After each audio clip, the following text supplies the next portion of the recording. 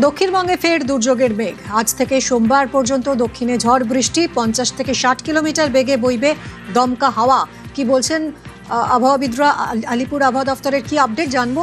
বিশ্বজিৎ রয়েছে সঙ্গে। বিশ্বজিৎ, দেখো, নিম্নচাপ একটা তৈরি হয়েছে, সেটা উত্তর পশ্চিম বঙ্গোপসাগরে, যদিও বেশ কিছুটা দূরে রয়েছে, তবে এটা যতটা কাছাকাছি আসবে উত্তর বঙ্গোপসাগরে, ওড়িশা এবং বাংলা উপকূলে, ততটাই প্রভাব বাড়বে। আজও বিক্ষিপ্তভাবে বৃষ্টির সম্ভাবনা রয়েছে কলকাতা সহ দক্ষিণবঙ্গের বিভিন্ন জেলাতে। এই বজ্রবিদ্যুৎ সহ আজ বৃষ্টির সম্ভাবনা, তবে ভারী বৃষ্টির সম্ভাবনা দু এক পশলা থাকবে উপকূলের জেলা দক্ষিণ 24 পরগনা এবং পূর্ব মেদিনীপুরে। এবং উপকূলের জেলাগুলিতে ইতিমধ্যেই ঝোড়ো হাওয়া বইতে শুরু করেছে, এবং এই ঝোড়ো হাওয়ার পরিমাণ যত কাছে এগিয়ে আসবে নিম্নচাপ ততটাই বাড়বে, এবং সেক্ষেত্রে 30 থেকে 40 এবং ক্রমশ সেটা 50 থেকে 60 কিলোমিটার হতে পারে উপকূলের জেলাগুলিতে।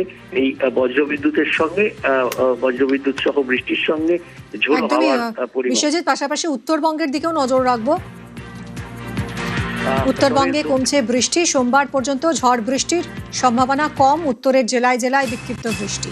মঙ্গলবার থেকে ফের ঝড় বৃষ্টি বাড়বে উত্তরে।